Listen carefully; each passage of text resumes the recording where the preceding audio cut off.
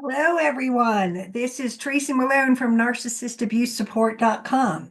Today, I would like to talk to the parents who are estranged from their child due to a narcissistic son or daughter-in-law. I'm making a lot of videos about this these days because I've got a lot of clients that are asking more questions. And when they ask questions, and I'm like, that's the fourth time I've heard that this week. Everyone needs to know the answer. So I have put something together today that um, is two parts. It is when the estranged child is your only child.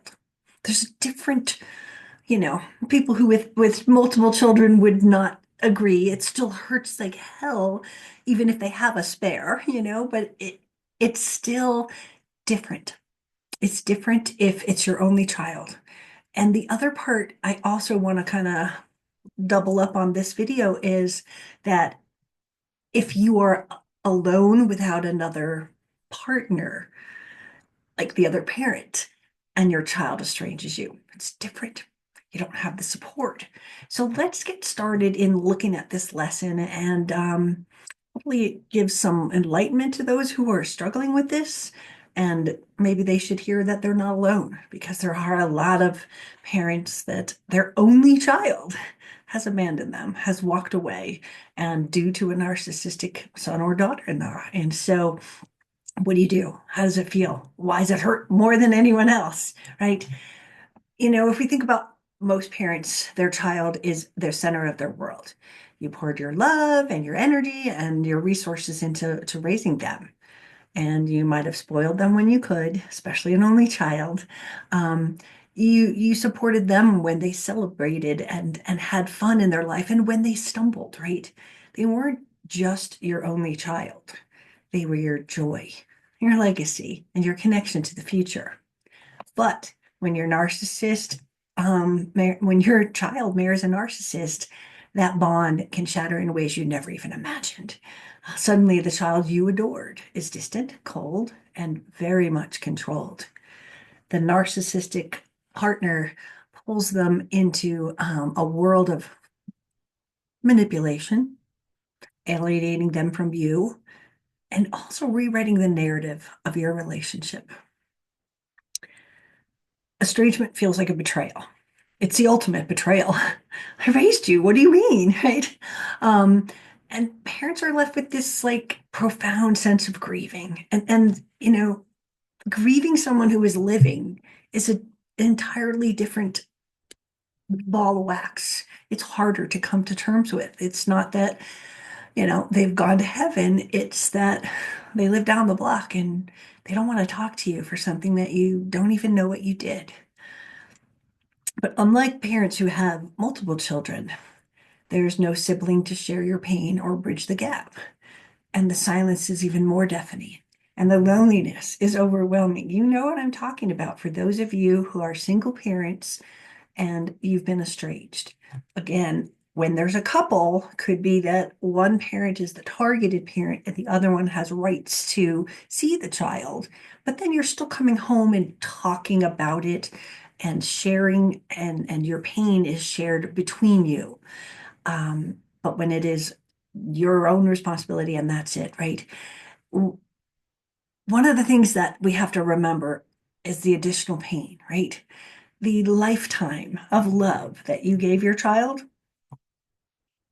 your devoted life is suddenly tossed away, and all of your sacrifices and efforts mean nothing because the narcissist is rewriting history. They are painting you as the villain of the story, and they are the hero. Only they can save your child from your wickedness.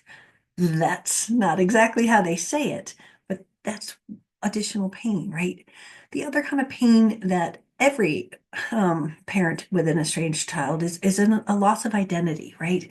Um, all parents who have an estranged child feel that.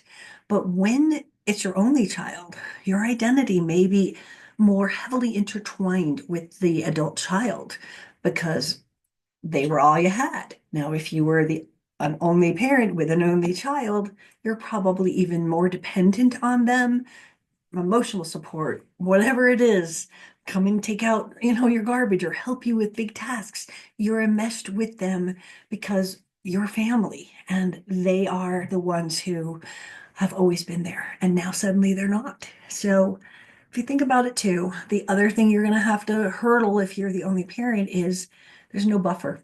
There's no buffer to the pain. Um, if you've got multiple children, you can talk to the other children. It could be a family matter, your other spouse. But when there's no one else, then you are alone.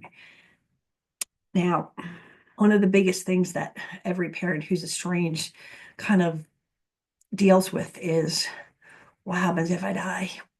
What happens if I get sick? I mean, every parent experiences this even without losing a child, but the fear of dying alone, the fear of who's going to take care of my stuff, who's going to, make arrangements for me if I'm dead, and all of those questions are things that you have to kind of plan for and understand so that it isn't quite as big as a fear, but the fear can be like an extra layer of emotional pain because if you're older and you've got an adult child that has estranged you, again, the fear of dying alone, being sick. And I've had many parents who have gotten sick while their child was estranged from them and they didn't show up. So again, it's a real fear and it compounds the whole thing, right? When you are navigating this alone, you're carrying the weight alone, right? You carry all the burden and the responsibility and you replay every single decision in your entire life and your child's life trying to think about what have I done? What should I have done differently, right? You also don't have a partner to validate, right? If there's no other parent there, it's a living nightmare. And again, your friends may be able to help you, but having a partner that is also in the bucket of pain as you are certainly gives you a lot more grounds to feel supported and not so alone. Feeling so alone when your only child has left you is a terrible thing. There's no one left. That's it. Um, so what do we do when this happens, right? We have to acknowledge our grief. We have to understand it. We have to mourn. We don't have to give up hope, but we have to make sure that we're not making any more mistakes, right? We have to focus on ourselves. And people go, I don't want to focus on myself. I want my kid back. But it is rediscovering your passions and finding things that bring you joy that, are outside of being that child's parent.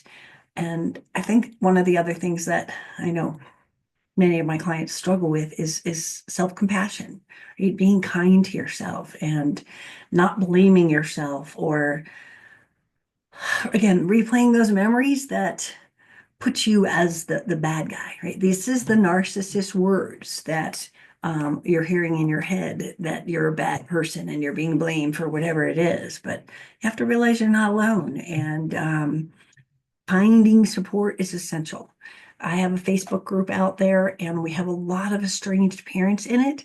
If you're looking for the link to it, it's on my website, narcissistabusesupport.com. And then, I have the stuff in the top right corner. You can go into that Facebook group and talk about it and get other people to help you when you're really feeling down. You aren't completely alone. You can get a therapist, you can get a coach, you can get someone that always has your back.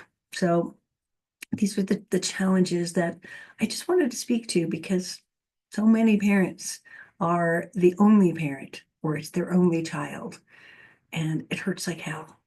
And I just wanted to let you know that you're not alone. It happens a lot and it hurts. Get some help.